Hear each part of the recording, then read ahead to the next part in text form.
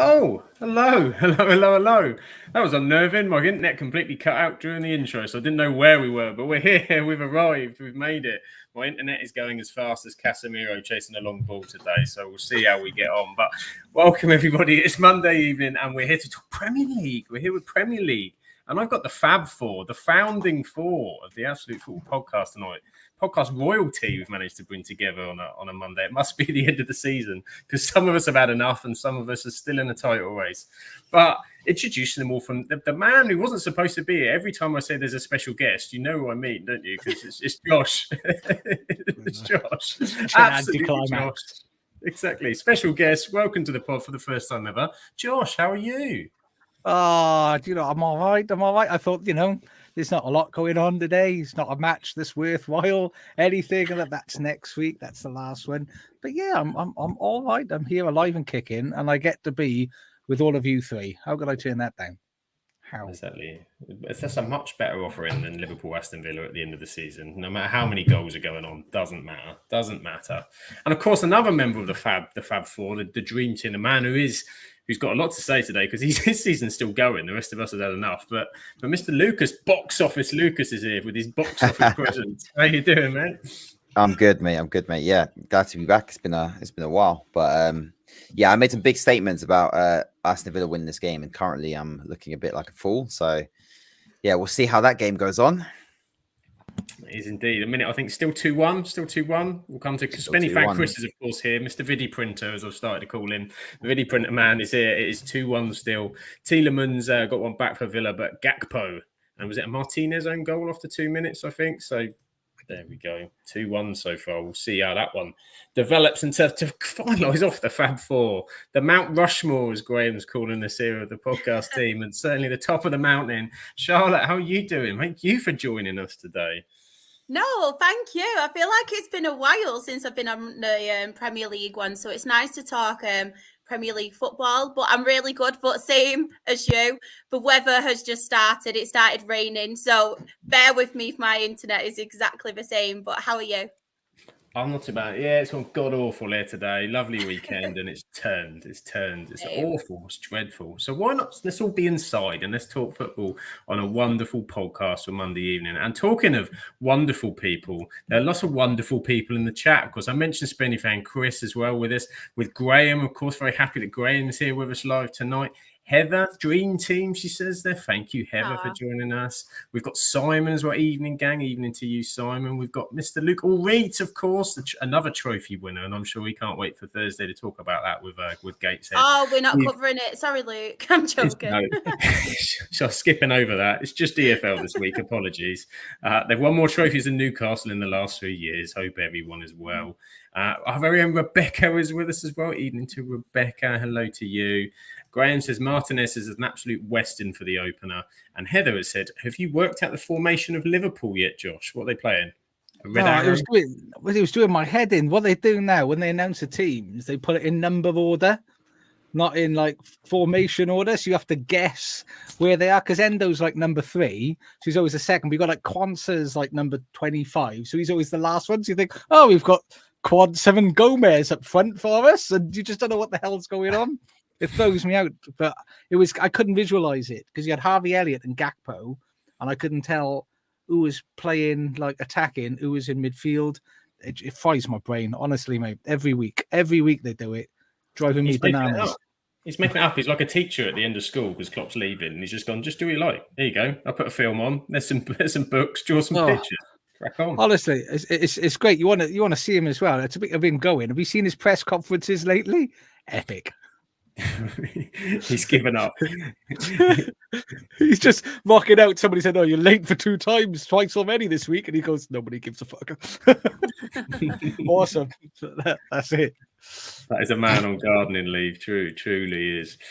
Jen's here as well. Crew, hope everyone is good. We are very good. Simon says you sound like an old man, Josh. No, not an old man. Wise man. The two things are very different.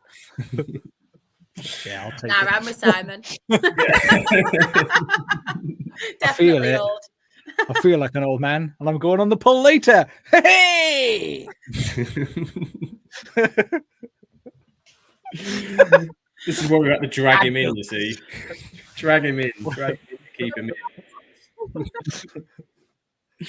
Live news coming from the chat, apparently. The owner signed a 12-month contract extension to stay at the club till at least the 25-26 season for Bournemouth. So Heather, let us know what you think about that. Presumably pretty happy because he's done a good job and he is one of the Manager of the Year nominations, I think we saw the other day. So good for him. Good for him. We'll start with a bit of weekend football action. We're going to start with what happened yesterday. We're going to go straight for it. There was a game on yesterday at Old Trafford, in amongst the waterfalls of the stadium, in amongst the seeping water that is the submergingness of Manchester United this season. Go on then, Lucas. Man United 0, Arsenal 1. Why didn't you score more? Yeah, I'm not. It's just I wanted to come on here and boast, but 1-0 and pretty much letting Man United's C team dominate you isn't exactly what I was expecting over the weekend. But 3 points, that's the positive. 3 points, we got it in the end. As soon as we scored that goal, I was like, we're going to win this game. I just didn't expect us to just like give you the ball and just say, yeah, just have it. I think the lack of your players, your first team players, definitely hurt you. Honestly, I think if Bruno and Rashford were playing, I don't think we win that game because Garnacho down that left hand side just had the freedom of the pitch for most of the game, just no end product whatsoever. But yeah, surprisingly, I thought you were really good. I thought Man United put up a proper fight considering the players they had in there. And it was like the best game. I feel like Casemiro's best game for ages, minus the goal. I don't know what he was doing there, just strolling back. But yeah, we got the job done. We defended again. Defensively, we're so stable. The back two in particular, like Gabriel and Saliba, is just it's an unreal partnership, to be honest. So yeah, it was good, and we did it. And pressure's back onto City and Spurs on Tuesday, but.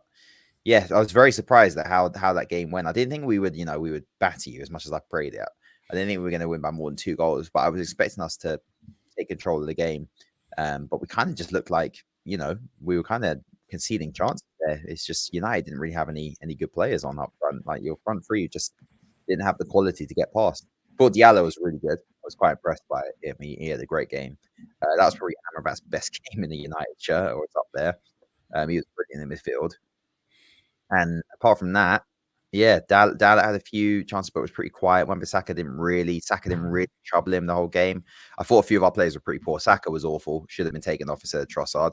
But you can't say that, remember, because it's Saka. Who else? Odegaard was pretty quiet, but I think Amrabat was just pretty solid in the midfield. I thought Trossard was probably one of our better players. Saliba and Gabriel, outstanding. David Raya, whenever he was called upon, collecting crossing stuff, was brilliant. And I thought, yeah, Tomiyasu and Ben White were very shaky, very, very shaky. They kind of struggled with your wingers all game. So I think, there's ways to get at us. And I'll be honest, I think Ten Hag's game plan was, and every time we've played you, I've kind of said this, I think his game plan was right. You just don't have the players to execute it. But I think United set up properly and they had a plan in mind. And you can see the goal out of nowhere, because after that, we didn't really do anything else. And then you just didn't have the quality up front to beat us. But I think United, you can be a bit proud of that performance, to be honest, versus us. But it's not going to help you, losing that game, especially with 2 games left. But if you play like that against Newcastle with Bruno in the team and stuff, I think you should win that game. Yeah, I was kind of happy they at least put up a bit of a fight, because United fans are. The season for us, league-wise, we knew we weren't going to make Europe, so that's kind of done. There's obviously the FA Cup, which you're looking forward to, but knowing that you're probably on a hide into nothing for as well. So it's kind of a weird situation because it's all a bit toxic. The Crystal Palace result last week really didn't help because that was utterly awful. But you're kind of going into it going, we're in trouble here. We could get absolutely smashed if we play. But you said, I thought the setup wasn't too bad. I looked at the lineup and the names and you went, yeah, the quality's not there. But I thought actually lineup-wise, to see Ahmad start better, as you said, Amrabat in midfield did better than we'd seen in there. He's got some weaknesses and there's issues still with his game, but better than what we had in there in recent matches. But you said up top, just couldn't penetrate. And some of that's because of the, how well you defend as well, as much as we kind of didn't have a lot. That Arsenal team gets a lot of clean sheets. And apart from Garnacho, as you said, was just kind of running into dead ends in the end. He had some space and looked lively, but And we haven't been able to find Højlund for about 4 months, so we were never going to find him in the box against you guys. Yeah, he was poor. He was poor. But Saliba's just immense. Having watched Saliba, there was the one I think Garnacho was running at him and he just waited, stepped in. It just that kind of, he just has that presence of when Liverpool got Van Dijk, that kind of view when you suddenly went, oh, here you go, just reading the game, boom, nicks it off. Yeah. Away you go. You could just see the difference in quality between the two teams. So I was pleasantly surprised because I was expecting getting battered, to be honest. The way we're playing, the feel around the club, everything's negative. You look at the bench, it's youngsters all over the place. Half the team's injured. No Bruno. As you said, Bruno might have been able to unpick something, but at the end of the day, it is what it is. And then the water came. So what happens now then, Lucas? What happens now? Because you've got a big game coming up. Well, Liverpool are trying to make things interesting, aren't they? Because if they win this, Spurs have got. It's hard about seeing the Prem. Let me get the table up. But I think Liverpool win this, then Spurs are 4 points behind with 2 games in hand. So it now means that they have a chance to get Champions League if they beat Man City. So there's more to play for now in that game, which I don't know if that helps them. When you first think about it, you're like, Spurs having something to play for means they're gonna want to win for Champions League, even though knowing in the back of their head that pretty much gives us the league. But in my head, I'm like, no, Spurs now they already play attacking football. Now going, we have to win against Man City. I think that's actually worse. I think Spurs going over there with like, shit, we've got to be confident, we've got to go for it. It's just going to set them up for failure. I think it probably would have been better if Liverpool did and Spurs didn't have anything to play for, and they were just like, yeah, just whatever. And then, get a shock result. But I don't think this works in our favor, to be honest. I think it gives them false hope. And then they're just going to get Haaland, De Bruyne. It's just, that high line is going to get ruined. It's so bad.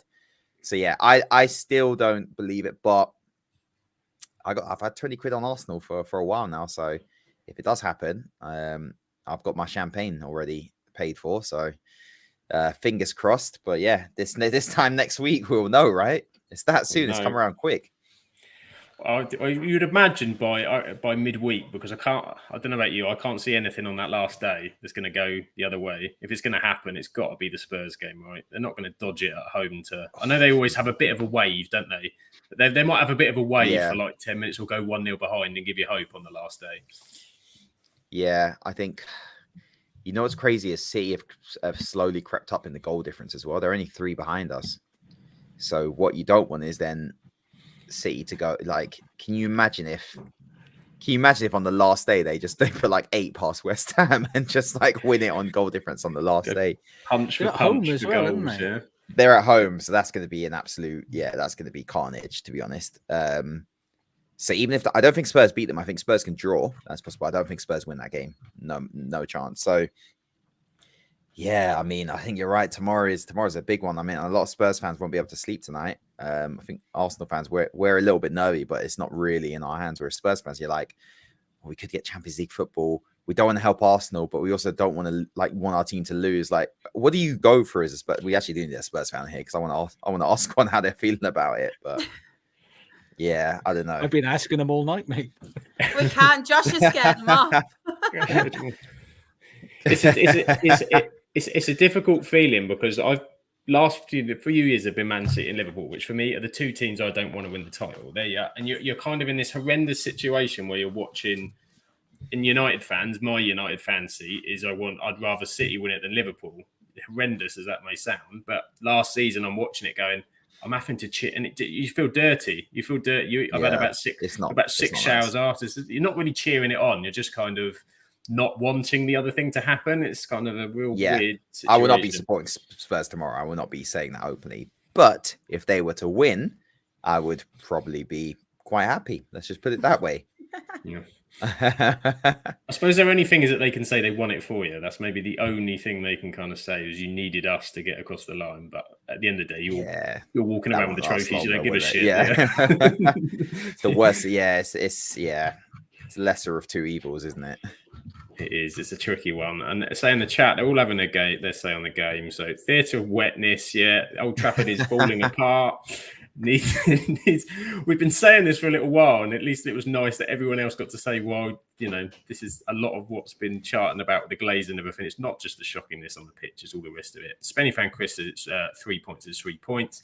Heather says we can't all win 3-0 at Old Trafford. I don't actually think we've won 3-0 at Old Trafford this season, to be fair. So fair play to Bournemouth. Mr. Luke says Niagara Falls at Old Trafford, and he may have lost his voice at the Gateshead game. Simon says, is Bruno out because of an injury that happened at Wembley? That's what I heard. It's kind of an unspecified. To be fair, Bruno, this is the first time I can remember Bruno being out for multiple games. Yeah, I think they're just after the Arsenal game. It was a precaution. Yeah, I think they are. They're kind of because he's played every minute of every game. Got the FA Cup final as well. FA Cup final for the last 3 seasons. We've got nothing else there, so it's probably more precautionary, I think, than anything else. I think they just save him. Maybe he plays against because you've got if you don't beat Newcastle, you're not getting European football in any form, basically.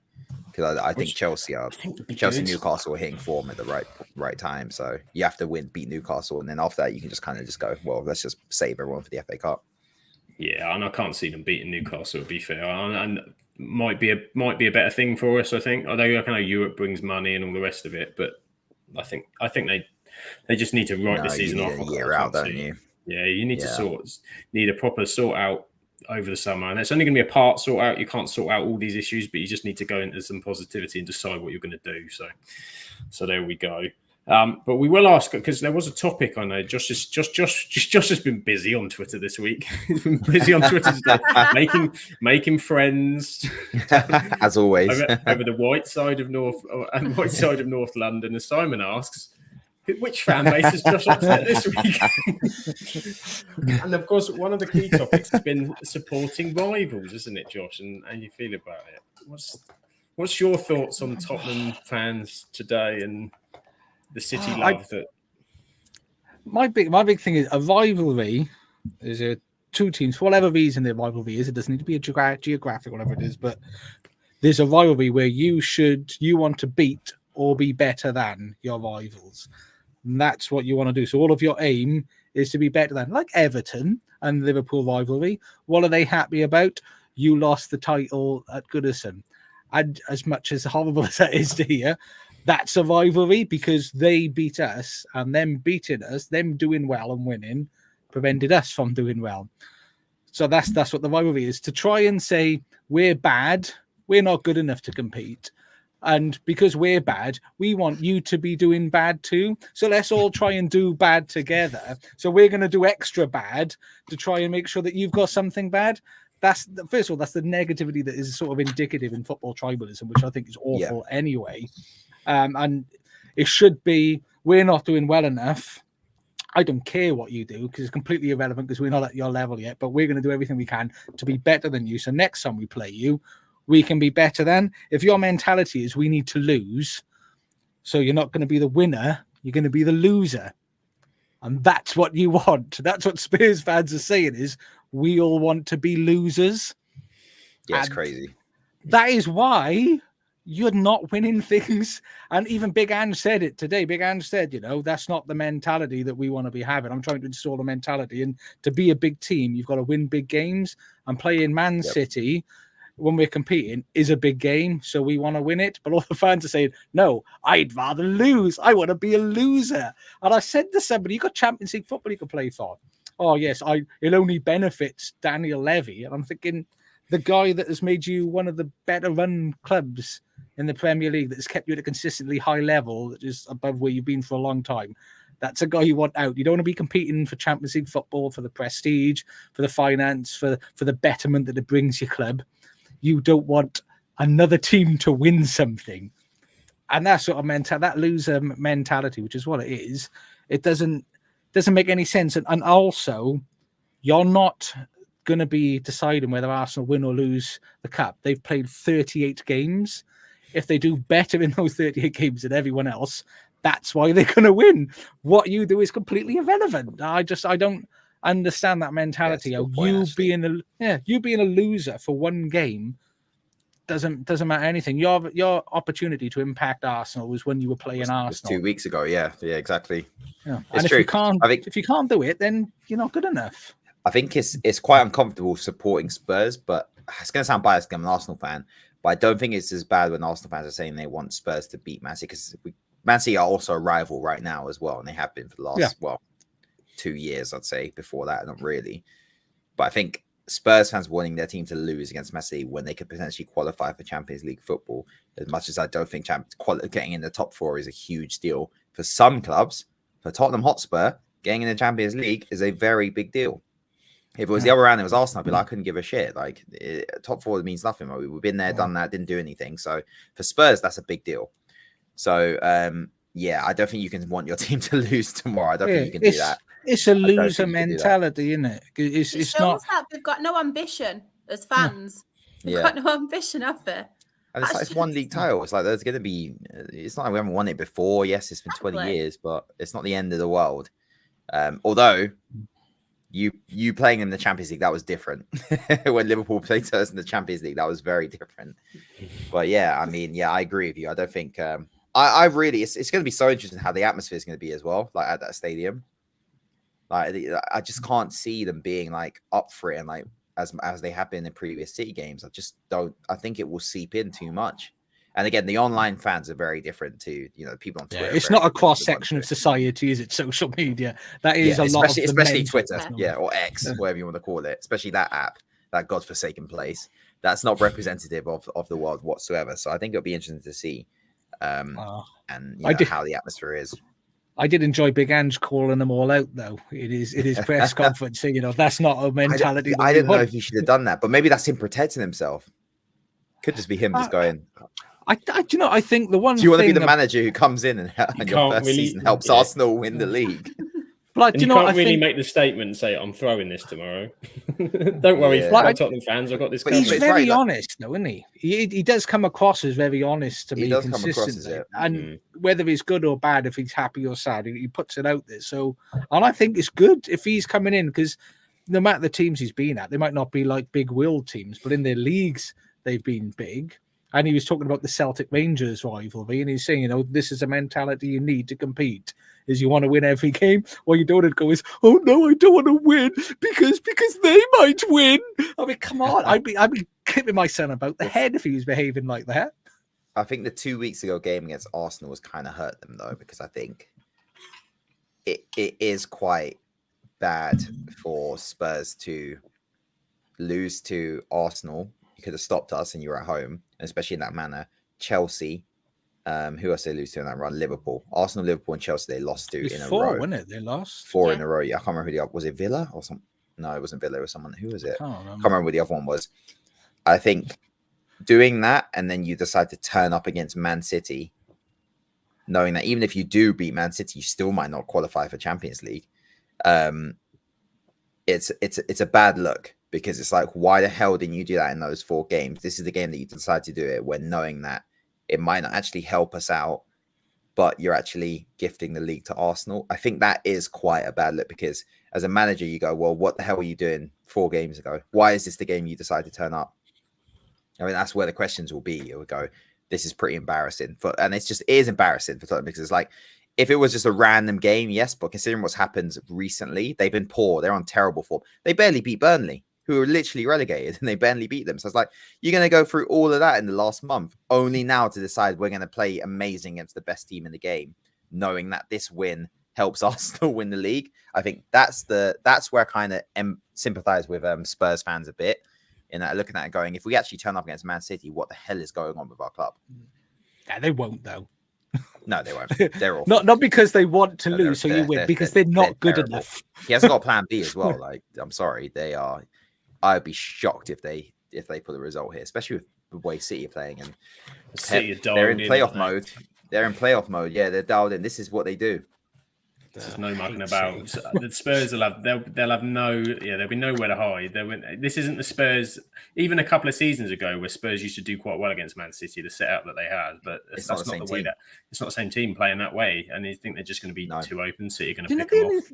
They can't play defensive. They haven't been coached to do that, and they're missing. They haven't got a left back for one. When everyone says they've got a bad record, why aren't it's like, we'll go and check who the managers were when during this record. It was Conte and Mourinho, right? I think Did Nuno play City in his spell? I don't think he did. No, I don't think I think it's did. only Mourinho and Conte, right? And maybe Poch. Maybe one bit of Poch, who was pragmatic at times. But Conte and Mourinho, like, come on. Like, Exactly. Mourinho in what they're particular is there Pep's kryptonite. Like, he has been for the good part of a decade. Madrid and Barca, hello. So, and then Conte, of a similar mold, they know how to stink out games and defend and just kill momentum completely. Same with Simeone.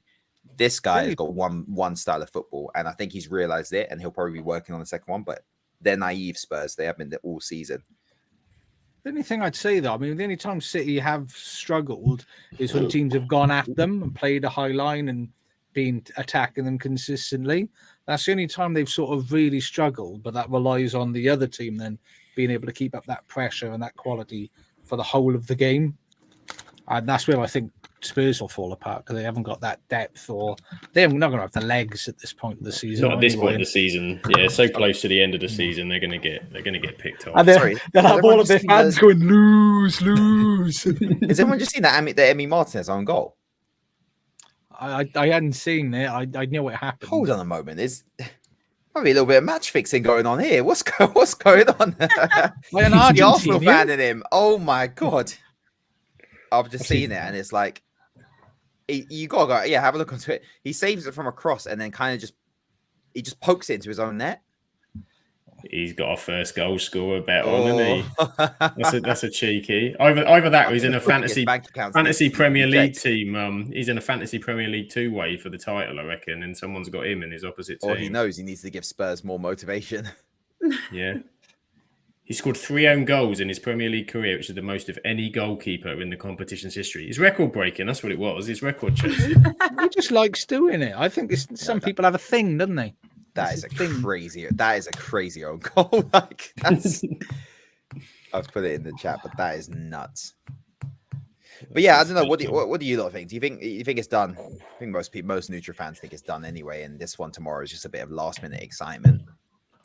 I personally think it's done. Yeah, I think maybe Tottenham might hold out for 20 minutes or so. Minute City go in front of that game, it's as good as done. Because I can't see the final day. They've had wobbles. Like, who were they playing? Villa, wasn't it? Villa was this one where they went behind and they had to come back. And even the QPR one would go way back.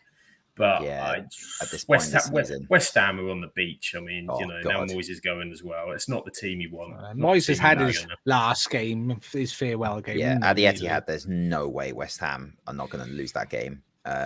This is it, the Spurs one. But yeah, I think people are just forgetting how good this City team is and what they're killers at this point of the year. Like they load up to this and everyone's fit. Everyone is fit. They're a proper marathon runner. Like 70 games of Rodri right as well now. This is a nuts run. They have a proper marathon runner in there. They sort of set themselves up so they've got that at the last run. They can put that brake on and really sort of open up the taps and go the tossers. Yep. They're going to be fitter than Spurs as well. Like Spurs have had to play 2 games just like them. But the injuries, Man City they've got no injuries. They've got a fully fit squad. And you see in the last 3 games, 70th minute, who's been coming off? De Bruyne, Haaland, Foden's missed 1 game and then played. He gave Foden a break 2 games in a row when they had Champions League, 2 Premier League games. So it's like these guys are fit and raring to go. Everything is set up. But this is football. This is the beauty of football. Everything is set up. This could be a landmark moment in the Premier League where Spurs just do something crazy. So they got 2-0 up in the first 20 minutes. I think you might have had a shot if Real Madrid. I think if they played Real Madrid in the semi-final of the Champions League, then you're looking at some fixtures around there. But because they went out in the quarters, it's just allowed them to. You said everyone's just kind of coming straight back through. They've been able to just get it right at the right time. There's no other distractions. They're gunning for it, and it's I mean, what do you think if we get here in a week's time, Lucas, and Arsenal have done everything that they could do, and City still get there? How are you then feeling about the season? Because I mean, it's not like last season where the wheels came off a bit and there's only really the one game that you can point at. But Arsenal have been pretty much flawless. How do you kind of view that at the end of the season if it doesn't quite go your way? It's not a bad season, but it's not a good season because the only way it would have been a good season is if this happened last year. I would have counted that as a good season. Last year we fully bottled it. this season is not a bad. I wouldn't go far and say it's a bad season, because taking it to the last day of the season against Man City, I think that it's an achievement. You know, we obviously not going to win anything, but I think it's a good achievement, and that shows some progress in the league. But you needed to do that and win a trophy, or at least get to a final. We didn't even get to a semi-final this year, so it's like, once again, only the league in at this point in the season. To be a top side, you have to be competing on multiple fronts, and we haven't done that again this season. So I don't think it's enough. I wouldn't go far as say it's a bad season, but I won't be celebrating at all. And yeah, I mean, I wouldn't go as far to say that you should sack Arteta. And I think a lot of people have said at the beginning of the season that we needed to win a trophy and challenge. That's, if we don't win the Premier League, that's a failure. But I think he's done enough in the league to buy himself another year. And I think they're going to go and spend, 150, potentially 200. That puts us close to $1 billion under this manager. And I think that is probably last straw next year if he doesn't win anything. And I think they're looking at the Premier League or the Champions League. I think last year there won't be any excuse, regardless of where you finish. It'll be if you come up short again, don't win a trophy after spending a good 900 million. I think you kind of got to look at it and go, he's got us there, but this is what we're getting here. Ancelotti's contract's up, like that. This Inzaghi want to move on from Inter. Like, this whole thing of there's no other managers in world football really annoys me, because there are. So yeah, I think next season I'll have a look at it, but I don't think you should be celebrating coming second just because you took it to the last day. It's an achievement, but across everything in one season, Champions League, FA Cup, Carabao Cup, everything we could compete for, it's not good enough. Not with the money we spent. So yeah, I don't want Ancelotti to go to Arsenal. Ancelotti to Arsenal. Arteta gets us that close, and then he's too good. No, we win the champ. I put us in Champions League or Premier League. I think he could win us our first Champions League. If we got Ancelotti at the end of next season, I think we could do it. He's the king of Champions League. He's absolutely Mr. King. Don Carlos. But this is my frustration with his fan base. If Ancelotti's contract runs up and we finish within 2 points of Man City, you'll have Arsenal fans, most Arsenal fans, telling you, no, we stick with Arteta, and Ancelotti will go to Chelsea or something stupid and go and win. Like, it's mind-boggling, but he's a very good coach, Mikel Arteta. You can see, like, we've played across the course of the season probably the best football of any team this year. He's a very good coach. His man management and his squad management, maybe not his man management, but his squad management is where we've fallen short, and that's why we haven't competed on all fronts. But it's not over yet. It isn't over yet. It's not over. It's not over. The dream's alive. The dream's alive. At least the dream is alive. At least for 5 days. You can't do anything more for 5 days. You just sit back and then see what happens. We'll go around the table to everybody else. Josh, is there any way we're going to be sitting here next week and there's red stripes on the Premier League trophy? I doubt it most sincerely. I would. I don't know. I'm in a horrible position, having obviously been in the race until about a game or two ago. It's good. I don't want it to be City because I don't like how the club is run, and I'm not a fan of the ownership. I don't really want Arsenal to win purely because there's a lot of fans online that are just complete and utter tools. But it's Man City's trophy. And something remarkable would have to happen. I can't see it going any other way than them pains in the arses in real Manchester. It's horrible to watch again. It's horrible to watch again. I just got used. I think you can just asterisk it now with Man City, though. At least you put them in the asterisk column, so it's like, okay, yeah, we'll start cutting them off the table, won't we? When we put them I wonder, has Pep ever, like, at this point, or what is the? How do I word this? At which point in the season when it's been Pep's to lose, has he actually lost it? I'd be curious to see. Like, what's the latest in the season where I don't think he has. I think every time he's been there, they slipped up earlier on, and the other team has just gone. Whenever they've got in front, they've never ever, because they were chasing Liverpool that season, Bayern, and they were well off that season. I'm trying to think when he was. So I think in his whole career, is he? Well, Bayern doesn't. I mean, Bayern, he walked it. There must have been a couple where maybe with Madrid. Did they ever slip up? I think they lost to Madrid once. I think he only lost the one league title, and it was him and Jose going at it. Yeah, I think there was only the one, and I think there was a season when Pep Jose was like poking people in the eyes and stuff. Jose had every single trick out in the book that year. That was war. everything he had. Kitchen sink Jose.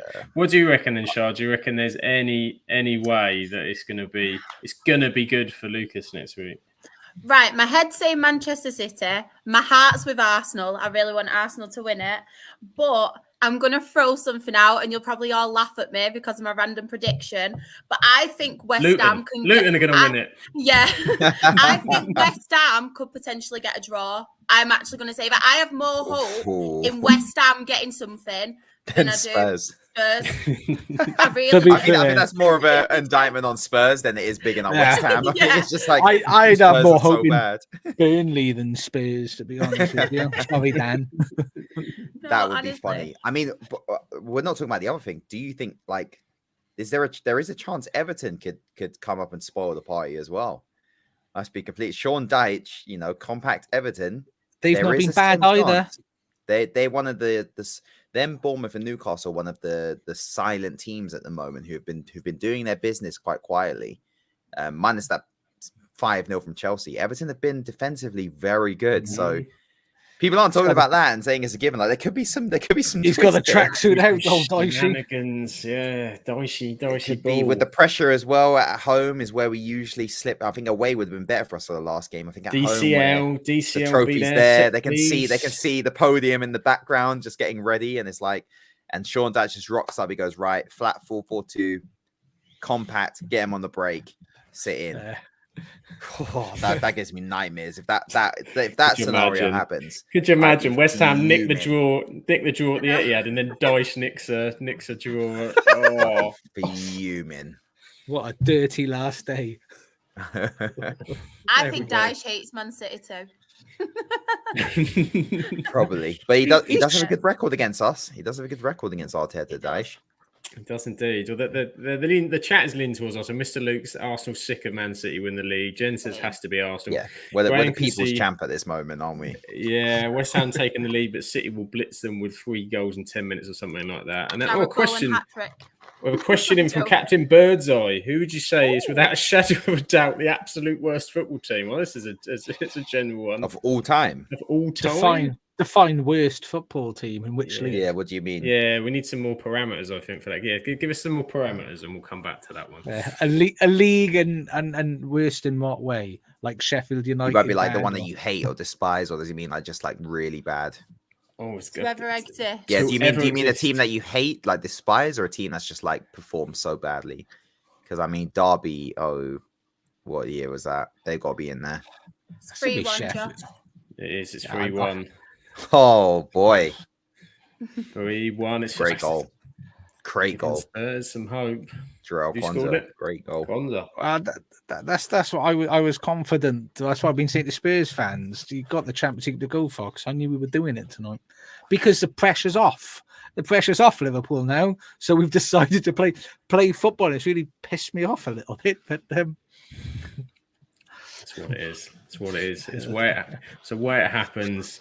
Shall we take a flip to the other side of the table now then? Because dreams were ended this weekend. The final dreams. Poor Dan, our lovely Dan, Turf Moorhouse Dan.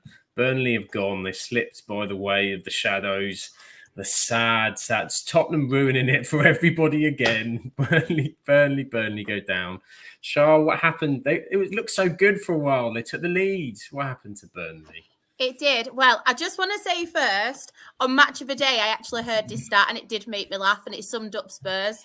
Apparently, this was the worst run of consecutive league defeats for Spurs.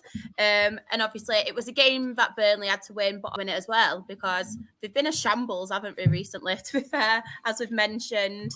Out of the 9 times that they have met, Spurs have won them all. The only exception was a 1-1 draw, obviously, against Burnley. But yeah, Burnley, to be fair to them, I thought they started really brightly. They should have been 1-0 up. A great headed chance from my northern accent, Vitino. I proper emphasised my Tino. But yeah, It took a while for the Spurs defenders to clear, despite being under pressure from the Burnley attack. They eventually did. But Spurs, they looked really shaky at one point, especially early on.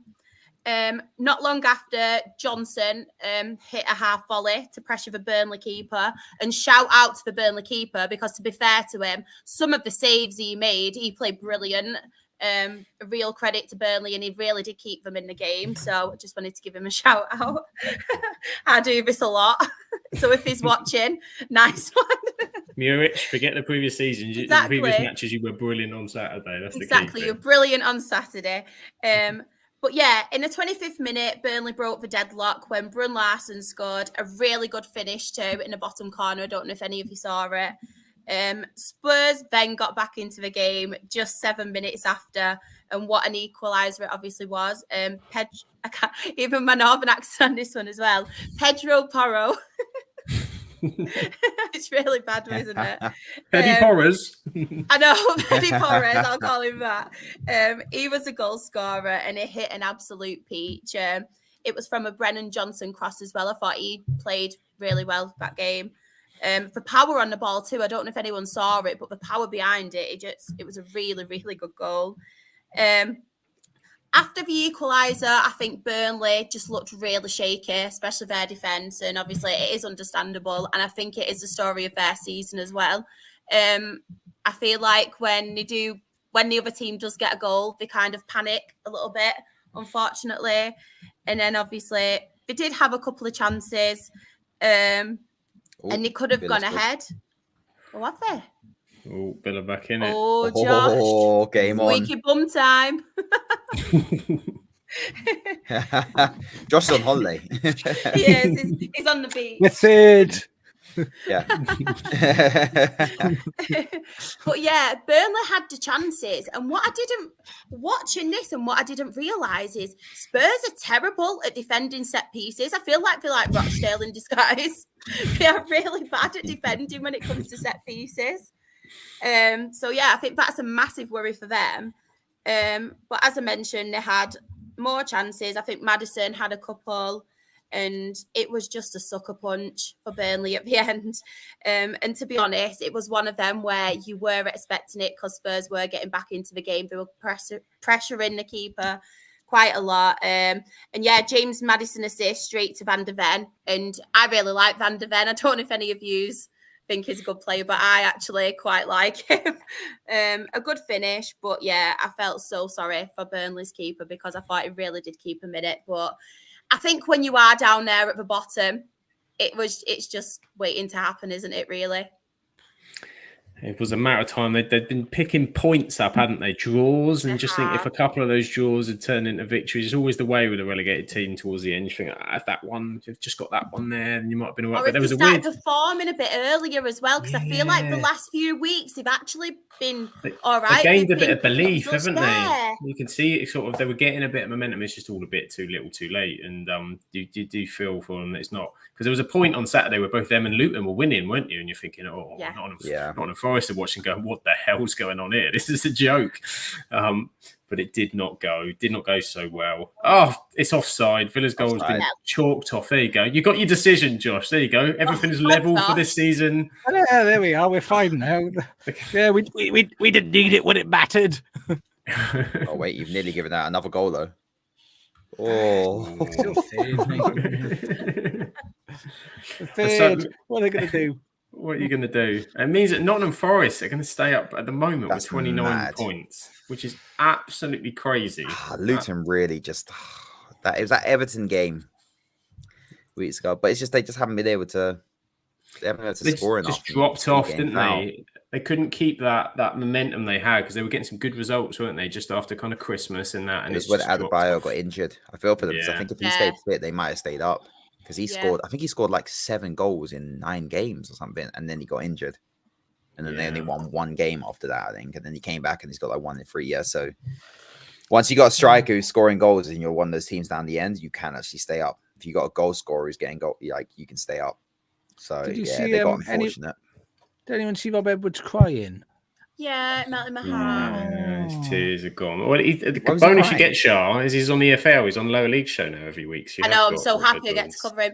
But he was upset because Luton fans actually put up a banner and he said, despite obviously the relegation, he said, we're so proud of you. And I think it melted his heart. And it They melted gave my it a proper heart. go. I think They Luton have really been, like, did. everyone's like favorite, like surprise story. Like everyone's kind of cheered them on in a way. Everyone laughed at the beginning, and it was like, no, when they came up, it was like they did themselves proud. They actually gave it a go. Yeah. Unlike some other clubs who should not be named, who sell their best players when they get promoted. They did have a right go. We did have one of those banners for Ten Hag actually, but when it rained at the weekend, it just wiped off all the paint. So we weren't going to use that one. Did they say most entertaining team in the league? Most entertaining team. Thanks for showing us the most goals this season. Much appreciated. It is sad, isn't it, for Luton? I mean, as you said, I like the fact that they came and they went, you know what, we're going to kind of have a bit of a go. And I watched a little bit of I think it was Tom Lockyer was speaking actually on that overlap program. He was talking about it and he said that they kind of discussed early on after the first few games when they went, do you guys, they kind of had an open conversation and said, look, we tried the sitting back and we tried that. But you guys want to have a bit of a go and see kind of what happens? And they all kind of got behind it. And I kind of like that mentality of saying, well, you know, we're here. Yeah. Well, let's have a play. And they kind of all bought into it, didn't they? Yeah, exactly. I mean, if you go into Alton Towers, you ride all the rides. Yeah. You don't just walk around. Train. Yeah, and just exactly. Go, oh, look at that rock formation, isn't that chill on a bench? Yeah, exactly. You get on there, you do that big plunge one, you know, where you void your bowels, which is taking me back to last Monday's show. That one is.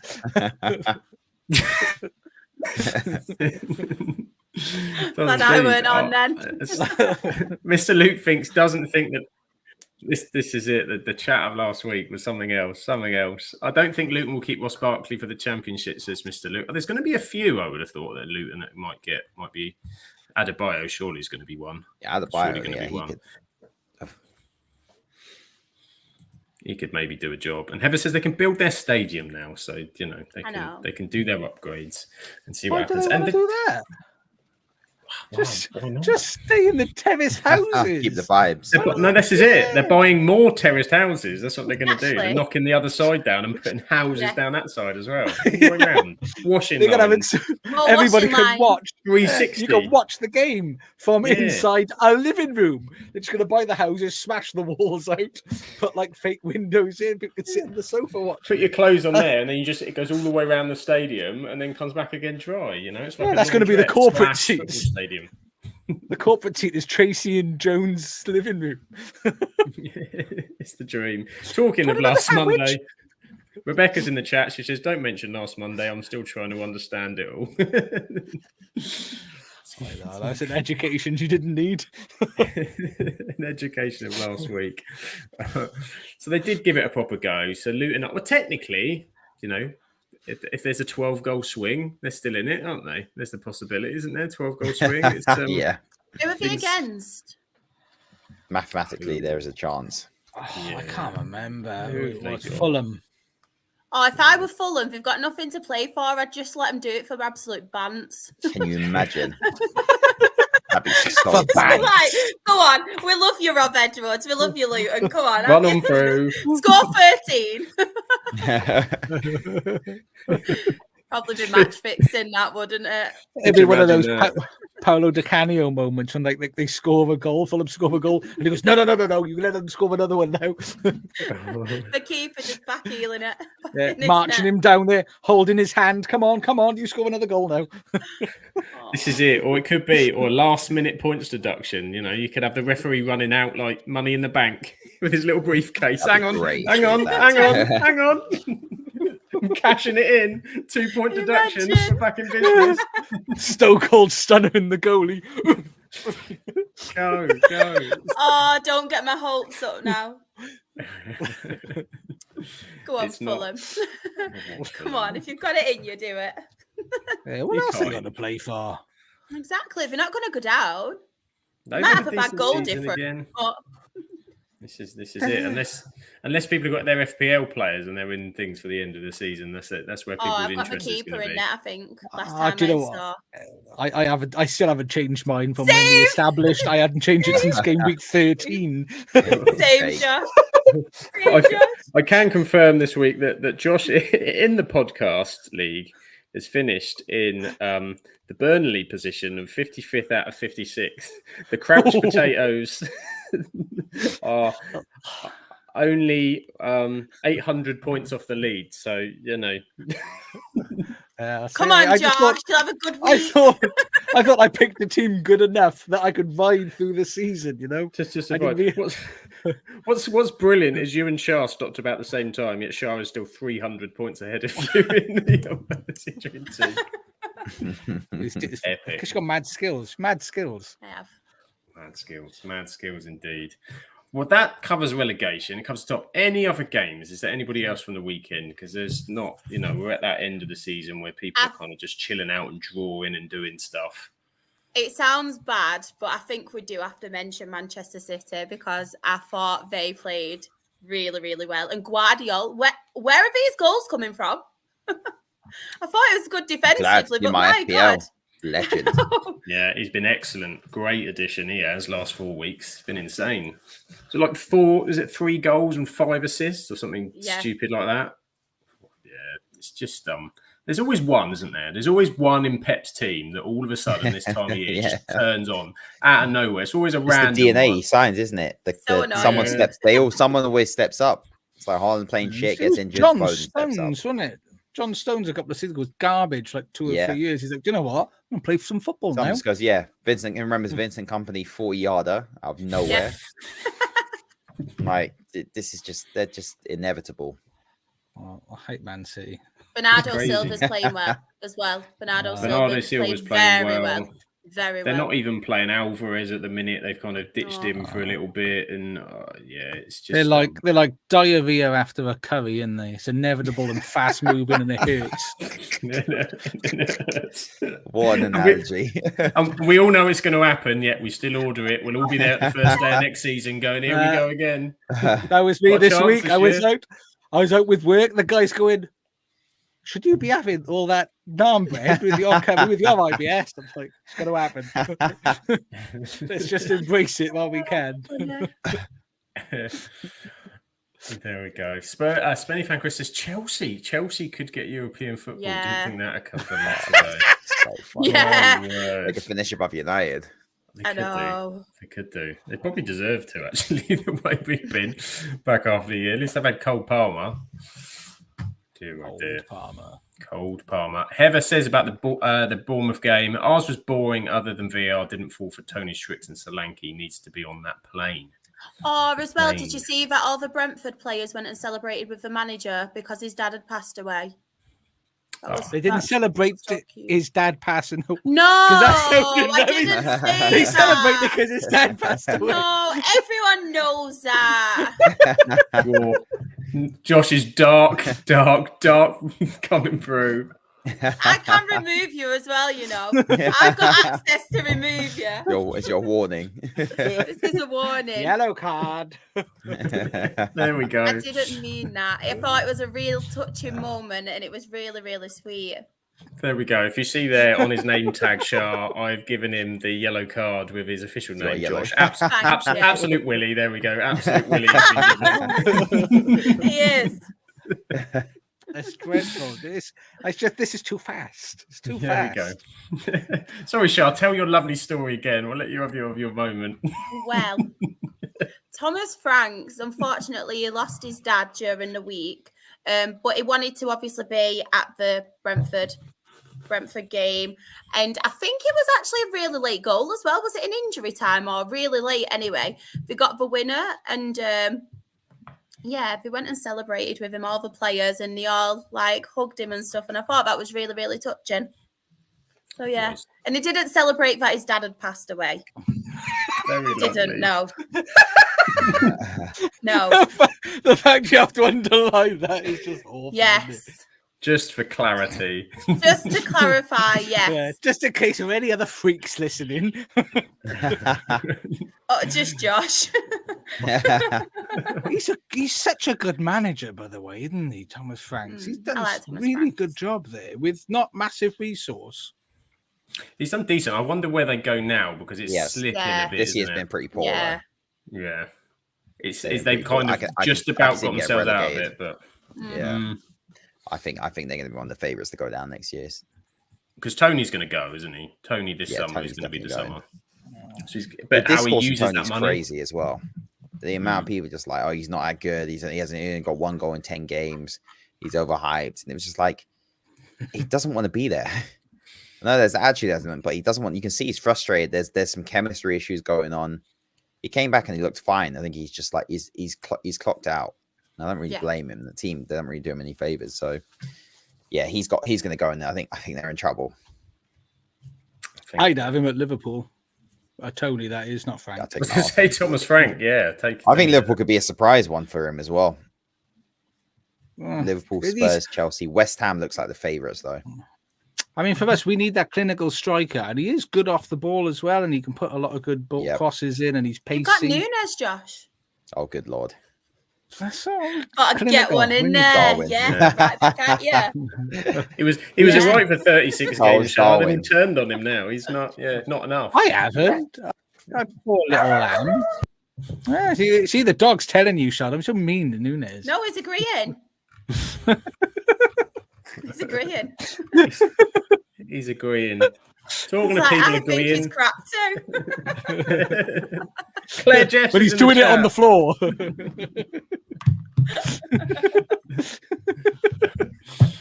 We'll come back to. I'll welcome you in again, Claire, because Josh was talking about dogs pooping on the floor, but not people not pooping on the floor. Claire Jeffs is in the chat. Hang on. I thought pooping on the floor was the perfect sort of segue to introduce Claire. Look at that. Look at the love. The love in the chat. Josh, horrible coming in. Yes. Terrible from Josh. Look at this. All the negative feedback coming in. Yellow card for Josh. Look at this. God's sake, Josh. Josh. You can always rely on Josh to say something. It's like a memoirs. This is. There we are. Well, I haven't. Incidentally, Mr. Luke, I haven't named myself Absolute Willie. That was a nickname at university. Oh, don't. Move on, because that's going in the wrong direction. If it was on Thursday's show, it'd be a lot more explicit, but Absolute Willie. It's the PG version. But with the northern accent. They're superb. What an amazing word to say with the northern accent. Willie. Absolute Willie.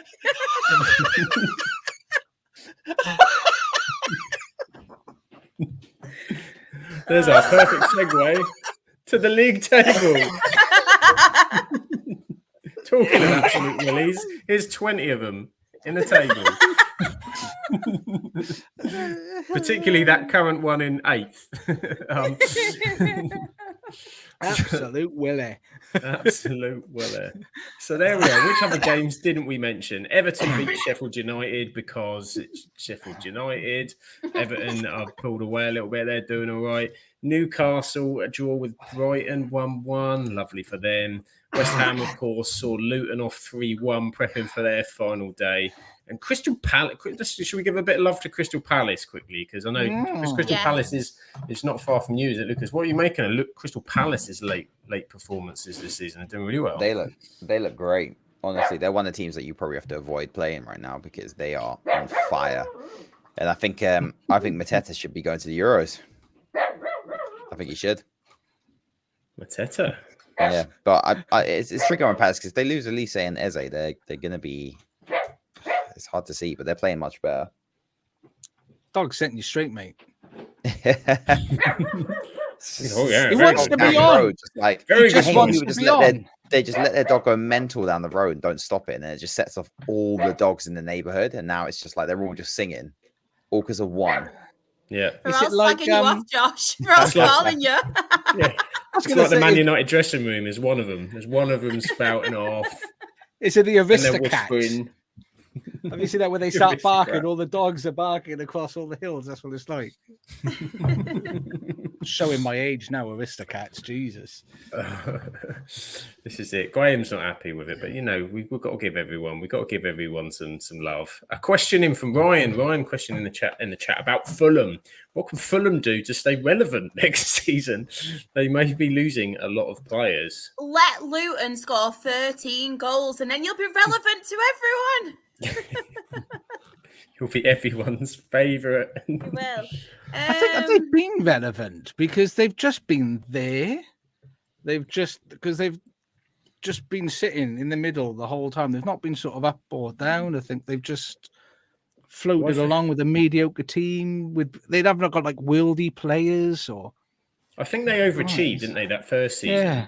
They overachieved. They had Mitrovic as well, didn't they then? Yeah, and Palinha's been, the fact they've been able to keep on Palinha's been massive in this season. They played last season, they were quite exciting at times. Well, they have been at times this season, I think. They've got some decent attacking players, and they seem to, Muniz has come in this season and done bits. So I think, they're just kind of hitting they're at the ceiling, aren't they? Really where you would expect them to be without whopping great investment. But Palinha's going to go in the summer, I'd have thought. I was going to say, 100%. Yeah. Silently well run, isn't they? They're just not like spectacular, but they just the way that the club are run is pretty solid. Yeah, they've done a good job. So just keep doing what they're doing. Replace well. It's going to be about how they replenish the squad with Palinha's money, I would imagine. Ooh, replenish. It's a good replenish those shelves. And Graham says Sheffield United conceding 101 goals and still with a game to go. Very impressive. That's specialist, isn't it? That is. That's if Luton were playing Sheffield United, we'd have some hope. We'd have some hope that those goals could be achieved. Could be done. So that is the Premier League. Anything else on the Premier League before we take our jet setting around Europe? Nothing to add. Nothing further anymore. Going once, going twice. David Moyes, have a lovely time. Well-deserved rest after putting up with that horrible crap from West Ham fans who say making us win a cup in Europe and giving us some of our best finishes and saving us from relegation. You're not good enough. Have a break, mate. Stuff up. When they're relegated next season and they're ringing you going, save us, Dave, save us. Give them one of them, mate. As you kick it back out a nice time. Dreadful. I don't get that at all, but he deserved a nice send-off because what he's done at West Ham, I think, is just superb. Just superb. Yeah, I was pleased he got that send-off, and the fans gave him that, rather than just sort of because there's been a large portion of them that have been vocal, but some that have been, I've kind of been seeing it either way. I'm not too sure, but Lopetegui's the new man. What do you think of Lopetegui at West Ham for next season? Is he going to take them anywhere, or is he taking them further down the league without relegation, mate? I don't. Yeah, I think Simon's saying the West Ham fans will be begging for Moyes back. I think they will. It'll be one of those seasons where a bit like when Stoke got rid of Pulis, it was like, let's try something new and bring in Mark Hughes. And they'll get 3/4 of the way through the season and think, oops, this isn't for us. Mark Hughes. You're comparing Lopetegui with Mark Hughes. I was going to say, that's a bit harsh. I think he'll do a little bit better. I think he'll do all right, mate. He had a decent spell at Wolves, didn't he? Yeah, I think they need change, and I think they need like a new style of play as well, because I think that's what the fans were getting frustrated about. They've got the players as well, to be fair, West Ham. It's just utilising them players and obviously getting them, going kind of thing. And they need to keep certain players because there's a lot of rumours about Bowen leaving. He's been linked with Liverpool. I think Asari was linked with Manchester United today as well. Jared Bowen. It's transfer season. We will be linked with every player. All the players. Everyone's getting linked. For like 90 million plus as well. Yeah. Oh, yeah, silly money. We love a bit of silly money. And Claire, did Moyes get sacked? How wonderful is my Prem knowledge? That's why we're here, Claire. We're here for you. We're here to let you know these massive, massive, massive news in the Premier League. But not just the Premier League. We've got the Liga. I won't spend too long on Europe because most of it is done, let's be honest. Most of it is good night, Vienna. In La Liga, Real Madrid, obviously, they sorted it out last week. They made the Champions League final in what was a crazy semi-final against Bayern Munich, where Bayern Munich went full-on 1999 treble season and chucked it away with minutes to go. And Real Madrid, as they always do, somehow found a way. So they're in the Champions League final, and then they went and won 4-0 away at Granada, which they're already relegated, so it didn't matter for them. Probably the only big news in Spain, probably. Cadiz got a win. They could potentially still stay up, trying to chase down Celta Vigo, but beyond that, everything's done. Real Madrid won the league. Girona's still in second. Barcelona in third, and Atletico Madrid in fourth. Another league that is all done pretty much. Serie A, it's been over for quite a while. Inter Milan pumped Frosinone 5-0 at the weekend. They're well clear. The only one that's a bit weird. Lucas, what's going on with Juventus with all these draws? They're on. Are they going to blow it? Are they going to blow the Champions League? It. After I said they're probably guaranteed to get top four, they decided, yeah, you know what? Well, Lucas has said it, so we're going to go throw it away now, aren't we? I don't really know what's going on here. The Serie A is just, this league is just ridiculous. I saw something over there. They're getting 6 places in the Champions League. If they get 6, do they? What was it? If someone wins, who is it? I bet I've been one of those things where I saw on Twitter which didn't make sense. I'm sure Serie A, they've got 6 spots next season. How have they got They've increasing the number of spaces, isn't they? I know they were. I thought it was only a 5th that was going round. They could have 6. Is that? Oh, they could have had 6, but Roma bottled it. No, Atlanta. Wait, Atlanta is still in the conference, no? Atlanta in the final against Leverkusen, aren't they? Yeah. Atlanta got Leverkusen in the Europa League final. So I think if Atlanta, I'll have to check it. They've got 5, and because Roma messed up in Europa League. But Juve. I mean, considering Atlanta got the final to play, I'll probably still fancy Juve. To be honest, to get in that thing. Bologna moving up to 3rd is crazy. But yeah, there's Bologna are one of the 5 teams that are going in the Champions League for the first time ever. There's quite a few, isn't there? There's one in Bundesliga. There's one in Liga. Something there's Metz or something crazy.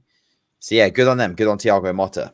Let's see how they do. But yeah, this league has been so dry this year. I can't lie. Last year was exciting. This year's just been absolutely awful.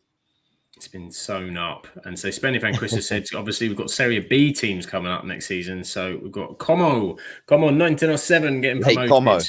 Like Como here with Welshman Hassan Roberts and assistant manager Cesc Fabregas. You see, you've got some Fabregas love. Fabregas. Yeah. Arshan Roberts. Arshan yourself.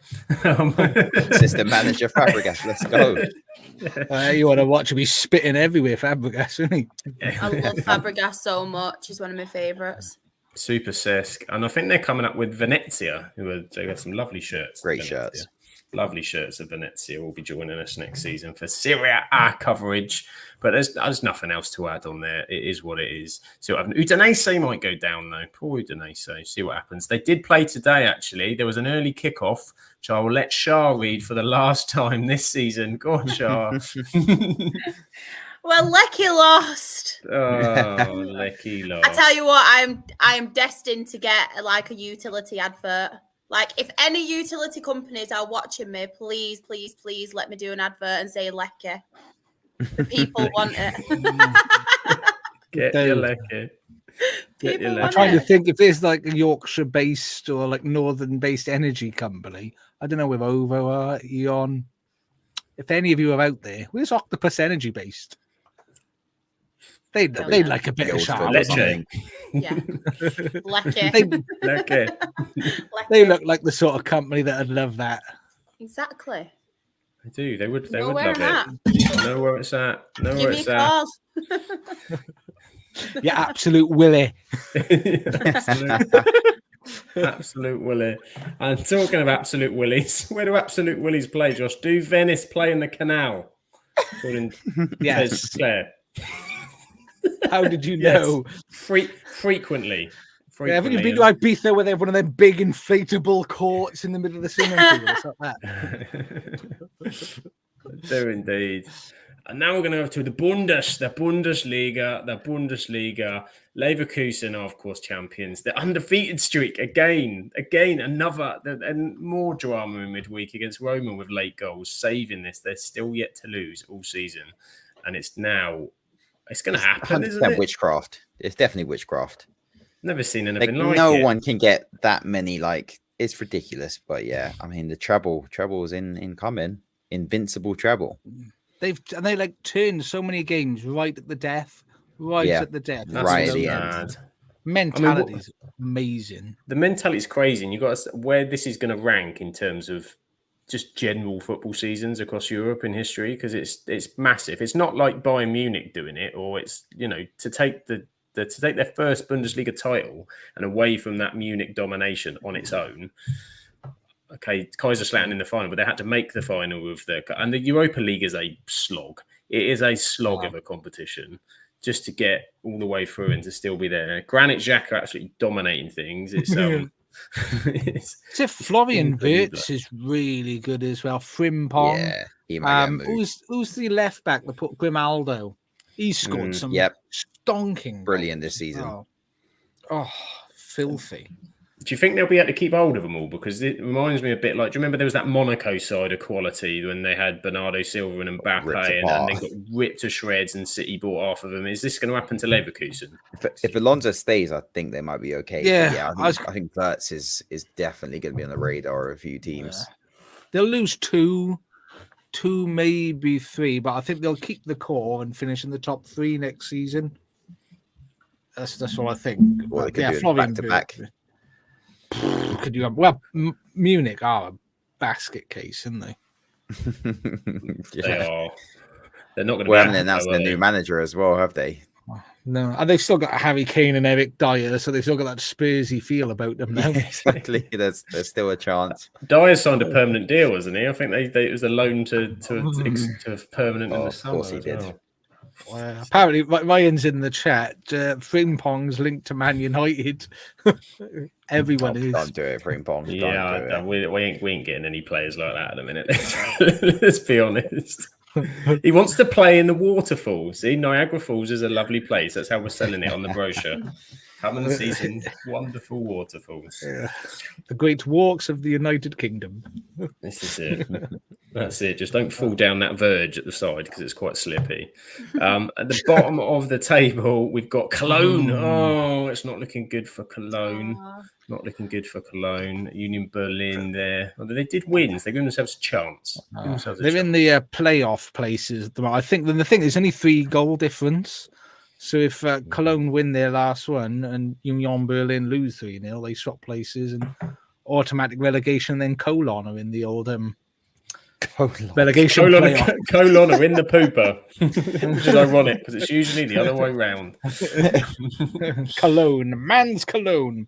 So, because they've got that play. And what they do, which I quite like, is that third position is the relegation playoff where they play the team in the lower league for them. I like that, because that would be like Luton against whoever finished just outside the playoffs or the winner of the playoffs. Also, be the winner of it could be a Leeds or a Southampton. Oh, that would be good, wouldn't it? The People's Champion, Luton, the People's Real Champ would all be Luton. Yeah, can you imagine Southampton go all the way through all of the playoffs? They win all the playoffs games and they get to Luton at the end, who just batter them. They'd be like, there's nothing. The final boss, Luton Town. Sat there. Elsewhere, what else happened? Hoffenheim won 6-0. That's a good win for them. 2-0 for Bayern Munich. Stuttgart are well in there as well. They're now sorted. They beat Augsburg, so they are in the Champions League. Borussia Dortmund have said, screw this. We're in the Champions League final. We'll worry about that and see what happens. Question for you. Can Borussia Dortmund beat Real Madrid in the Champions League final? Can it happen? No. Well, I mean, I could win the lottery tomorrow. Is it likely? But mind you, I'm hearing a resounding no. I got someone to marry me and be with me for 16 years. Anything can happen then. This is it. Dale got bought by a billionaire as well, so it can happen. I don't know what anything can. I can't see how, because that Real Madrid team is so good. Yeah, And I Carlo reckon. Ancelotti Yeah. is so good. And This I is don't get it. I don't know how they win so many Champions Leagues. So many. This would be like 6th or the 7th in the last 15 odd years. What the hell is that? Mentality, innit? Simon says there's more chance of Josh being the next Liverpool manager. Oh, please put Josh in charge of Liverpool. That would be absolutely sensational. Imagine his press conferences. Could you imagine? That Sean Dyche ones, Yeah, wouldn't it? PGMOL. Your Random. wife will be going, here comes the fine again. Oh, Villa have got a goal. Don't spoil. What are you trying to spoil my evening for? Damn Duran. We need another one. Duran. Come on. Dortmund has been doubted since the start of the knockout stage, though, says Ryan. You see, never, George, you know what? Sancho will turn it on, won't he? Yeah, Just I to doubt that. spite all the United fans. Double that transfer value, Jaden. Come on. Bring it home. Because did you see him celebrating, singing? What song was he singing? It was an Adele, wasn't it? Somebody Like You. They were singing Celebrate to get through to the final. It's like, all right then. What's a winning tune? Yeah, exactly. What a pumping. He's there with this beatbox. Bloody He's there hell. with this massive beatbox going, someone like you. Because that's how Adele sings it, innit? It's just weird, mate. Very weird. Very, very strange and weird. Talking of weird and strange, it is. PSV lost. No, they lost earlier in the season. You Did I covered it. miss that? I'm sure you were there. It was like Probably February was. or something. Ah. Yeah, no, they got 1-1 draw at the weekend, but they are well and truly sorted. The one that I'm worried about, though, Josh, that's just snuck up on her. Warwick might be in trouble. Oh, wow. We might not be able to say Warwick next season. Warwick. I'll cover him on lower league. Eredivisie a bit. Excelsior coming from behind. They might sneak above them, and then they'll be in there. Because the Dutch playoffs is really confusing, I think. The second league's got like about 6 teams. They pile about 25 teams in there. It was chaos. And Vitesse got that massive points deduction as well, which is insane. Was it 15 points or something we covered? They got absolutely ruined by their points deduction, all for their Roman Abramovich links, I think, was the reasoning for that one. Elsewhere, Twente scored 7, not 20. They scored 7 against Volendam. That's big. You know it's big because they used to do that on the Vidi printer, didn't they? When it was 7, they'd have to write it out as 7 afterwards, just to emphasize it. Do you know what that's like? In the Vidi printer days. The Friends episode. Bit of facts for you. 7.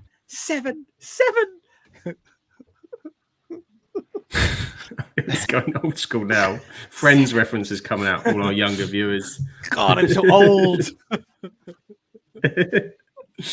And elsewhere, Dutch League, yeah, it's pretty much done. There's nothing else to relegation. We'll keep an eye on that.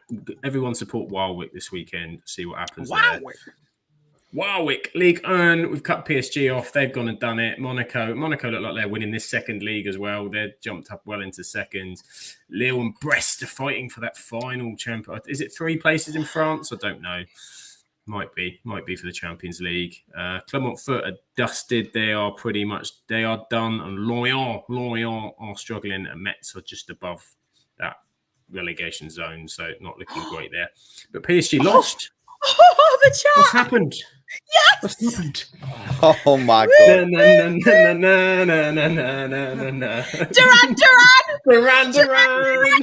Duran. You watch it be chalked up for VAR now. We'll be one of those VAR memes. Play for. Look at that. Duran. Oh. Exactly. It's on my phone here. Duran. Oh, go on, the Villa. No offense to you, Josh. I just like Villa. I don't like Villa, but 3-3. 3-3. Villa. What a goal. Do you reckon they can sneak Wow. it? Yes, Villa. Naughty for Tess. I was talking to my wife. She was like looking through some of the pods, talking about how much crap I talk, and I said something about. She heard me mention Clermont foot, and she went, "What are you talking about, Claire's foot?" Fetish channel. The fetish. Oh, Where's there you Claire? Where's Claire's foot? I know Lucas is upset now. He's This is it. Would have made things interesting, but I guess you could say Liverpool slipped up again. Slippy, slippy. Oh man, funny. Oh, that'll never get old. Love it. Big news from France this week is Mbappe is leaving. Surprise, He got surprise. booed as well, didn't he? He got booed. Unbelievable. He got booed. He's off to Real Madrid. That was always going to happen. well, that's not announced yet officially, is it? The Real Madrid move. It'll happen. He's not going anywhere else, is he? I would have thought. Well, I thought he was coming to Liverpool. That's what all the Twitter accounts say. No, it's too slippy there. He's a quick feet. You're He wants to go and play with Duran. Yeah, your just- stadium literally showers players mid-game. Yeah, you don't. And you're saying our pitch is slippy. You don't slip there. You just sink. It's a bog. Just drown. Just drown and you die. It's a bog. It is an absolute bog. Claire says plot twist. He's off the League One. Mbappe to League One. I just wanted to say as well, if anyone's watching and they're planning on going to Old Trafford, you don't drown and die. Just for reference. Just for anybody who's planning a lovely trip there or does have a ticket at any point or wants to go on the tour, you do not drown and die. Yeah, there's a lot of things I say that are just off the cuff. They're not real. No, it's not a case. Say things just because I'm silly. But worrying people, I didn't want them to get worried. Silly Willy. But do buy a brolly in the club shop so we can fix that roof. Mate, Just, let's be fair. One of Claire's coats. short of a penny or two. An umbrella underneath that thing. You'd have been standing. Jesus Christ! we need Max like Claire in Where's Claire. Send the link to Claire to where we can get a rain mat from. Old Trafford raincoats. That's what Could you need. imagine though, standing underneath that with an umbrella? Jesus Christ! It'd pin you to the ground. It would be epic. We've had a request for a live watch along with us guys at sometimes. We will do one at some point. We will do a live watch along. We'll pick a fun game. We might do a Euros one maybe at some point. Maybe we'll Just do not a live England. watch on Euros. We'll do like Slovakia versus I don't know, Stevenage. You know what? That was just the game I was thinking of. Slovakia Stevenage. Yeah, that old Absolute classic. Highlight of the Derby. summer. What a classic. That's going to be. Looking forward to that I one. love it. European Oh, derby, yeah. the rivalry. Farley and Slovakia. What a classic. Anyway, have we got through all these European leagues yet? No, we haven't. There's one more. And I did promise Rebecca I'd shout out that Ryan Astley played for Dundee at the weekend. Oh, he's never going to give you up. No, he's never going to give it up, but he did give up 3 goals, unfortunately. But Big Shanks was the man. What happened did you see what happened in Scotland, Shah? Anything good happen? I did. So I'm going to start first with a relegation group. So Livingston 2, St Johnstone 1. St Johnstone took the lead early on thanks to Adama Sadiva. I can't talk. It's because you mentioned Big Shanks. Adama Sadiva. I thought I'm so glad you finished saying Shanks then. You say Willie all night. Did you see that I won one at Boogie Bingo? But yeah, on to this game. Did you call him Big Shanks? Not nowadays, no.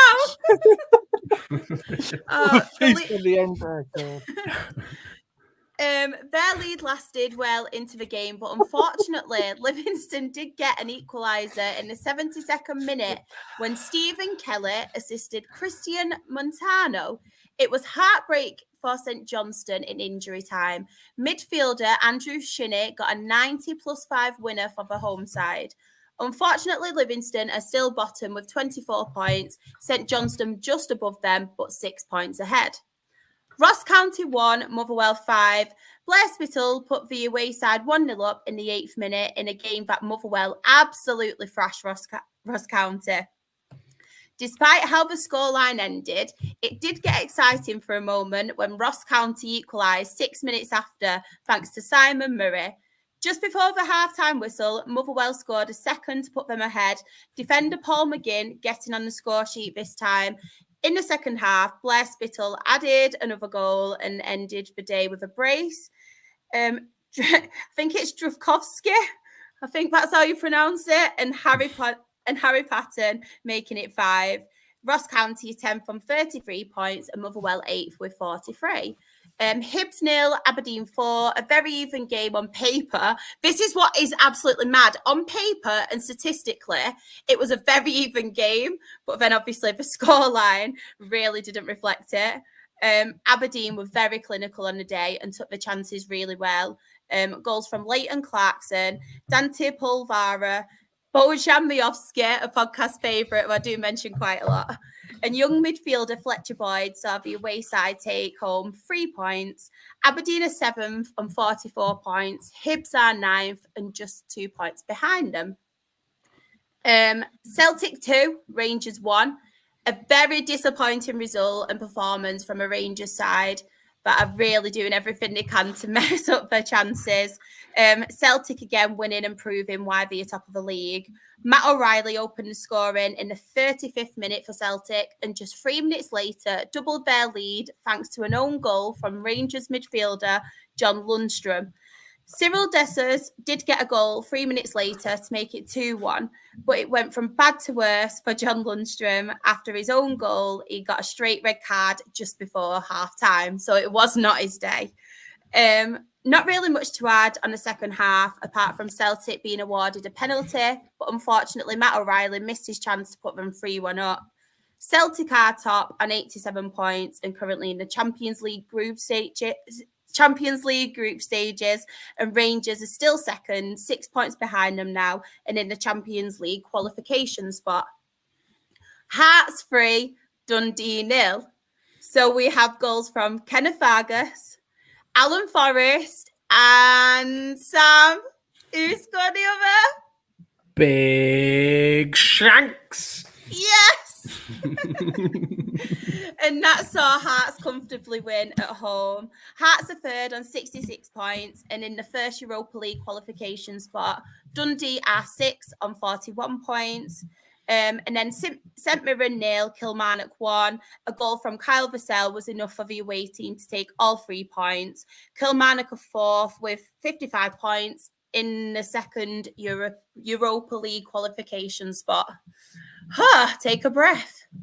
There we go. And that is Scotland. That is Europe pretty much in a nutshell. It is almost all done in Europe. So we're almost all done in England as well. It's almost the end of the season. It's almost in the season. We will possibly next week show what's going on with Fantasy Premier League.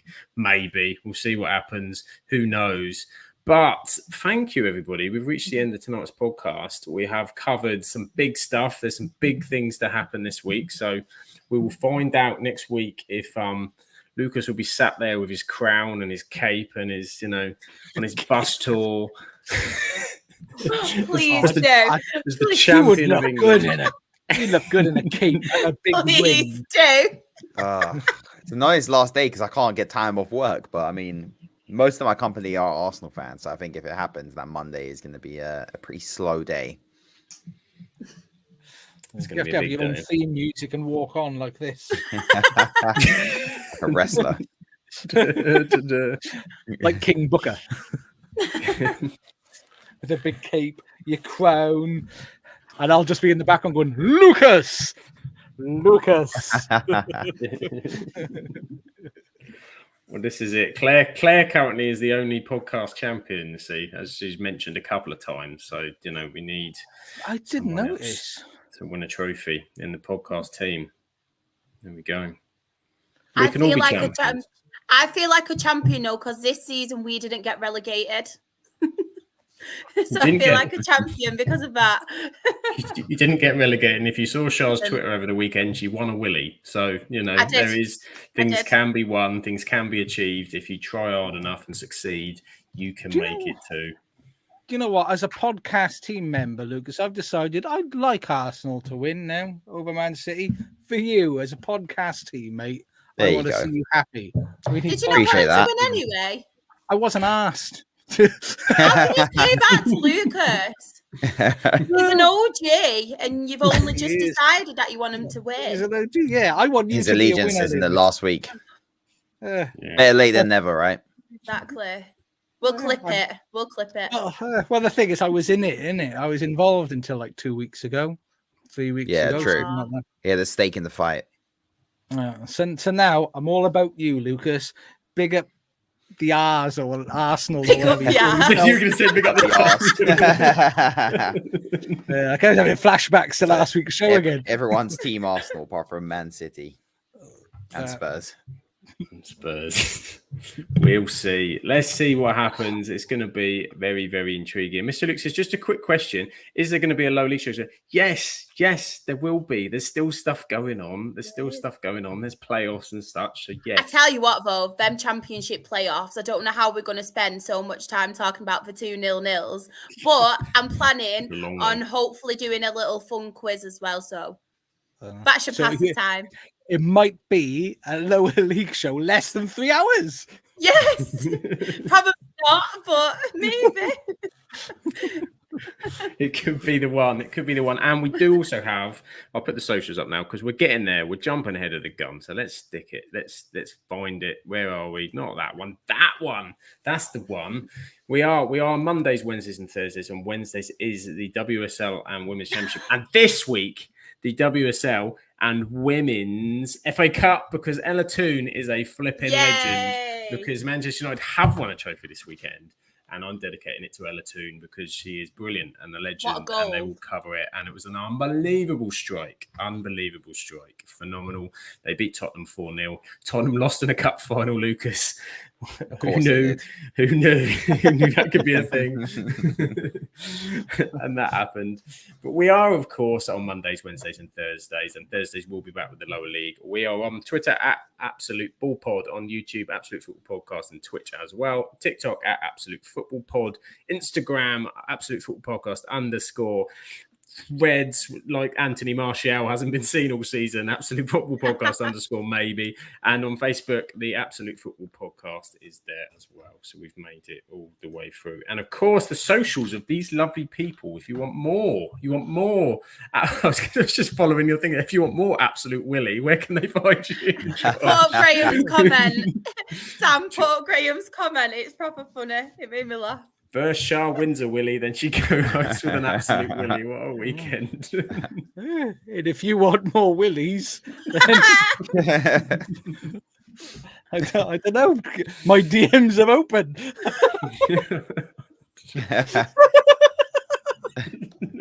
God. What have you done? It's gone off the rails. You'll be getting some crackers tonight. It started off so good at the start of the season. I love the fact that we're almost, this might be the end of the season for all four of us, and we're finishing on the Willie chat. Where can they find you then, Josh, to send you these lovely DMs? If you want to send me, I'm Absolute Willie. I am at Absolutely Josh. Or is it Josh _ Josh? There might be an underscore in there. Search for the podcast and you'll find me. I'll be there. He'll be there. You'll find him. You can find him. And where can we find Mr. Box Office? Lucas, where's everybody finding you these days? Box Office Lucas on TikTok. That is the one. I am still streaming on Twitch at Crab Dribble. Crab Dribble TikTok still going. But yeah, Box Office Lucas as well. My energy's going. Film, TV recommendations, reviews, news, everything. Absolutely. Anything you can recommend at the minute? Not that Manchester City documentary on Netflix. I imagine that is shite. Stay away from Tusk. Stay away from a film called Tusk. Stay far away from that. What's Kin like? What do you say? Kin. Have you watched that? The film? On Netflix. I think I know what you're talking about. I haven't actually. What could I recommend? Oh, Them. Them is pretty good on Amazon Prime. I'm on the second season. It's pretty messed up. Wouldn't say it's an easy watch or a very comfortable watch, but if you want something to scare the living daylights out of you, you could watch that. I need to watch Baby Reindeer as well. I've heard that's really good. I've seen Baby Reindeer. Yeah, crazy, but that's good. really good. Fallout is amazing as well. Nearly finished with that. And so is Shogun. Good. Shogun on Disney Plus is good. Jack Ryan. See, Jack Ryan's quality. Yeah, Jack Ryan's a good one. There's a lot of good shows on at the moment. A lot of good films coming out. So I'll be busy. There you go. Plenty to keep you through the summer. You see, we give film and TV tips. This is a podcast for everybody on everything, whatever we can give you. Anything you need. We're here. We are like a helpline. Absolute Foodies launching soon as well. Absolute Foodies. This is it. Absolutely everything. Graham, absolutely Eurovision. Yeah, not Absolute Willy. We're not launching that. That's not. No, that's not. Launching I'm not sure. Loads of blokes called William. Absolute Willies. We could launch a sweets though. Absolute Willy sweets. Like that. Absolute Willies could work. Hen-dos. Yeah, I think that's a better option than me creating Absolute Willy thumbnails. That might get me in trouble with YouTube slightly, but. Dear, oh dear. Well, to be fair, I think Charlotte's DMs has got a lot that you can put out there, I imagine. from all the Twitter losers who are just bombarded with crap. Don't encourage them, Josh. My DMs are now closed as from tonight. And I'm not forwarding any either. Sorry, people. I don't want to say my socials now.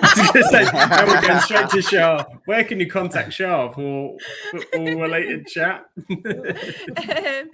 I am on Twitter, Instagram, TikTok. I am Shah XRAFC. My Her Game 2 stuff is Rochdale HGT. Her Game 2 in general is Her Game 2 or hergame2.co.uk. And you can find me on Thursday night as well, doing a lower league show. And yes, Mr. Luke, we will be covering the FA Trophy.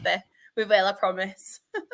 And as a serious note, don't give Charlotte shit on Twitter. She's really, really lovely. So don't be a dick. Yeah, keep it Twitter. Don't make it shitter. There you go. Don't send me any pictures either. I'd rather him be a dick than show me it. Hashtag be a dick. Don't show me it. Yeah. Be it. Don't flash it. Merch. Yeah. Somebody pulling someone else's trousers up going, no. Put that phone away.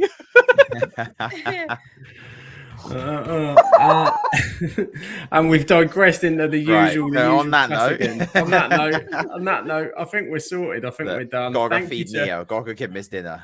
This is it. Thank you to everybody in the chat. We love you all. Thank you for joining us tonight and through the season. But there's still a couple to go, so we're not going to do the big emotional yet. We'll get there.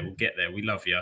And have a great week. We'll see what happens. See who wins the title, and we'll see you next week to find out. If you can't be asked to watch, just come and join us instead. Have a good week, and we'll catch you on the next one. Ciao.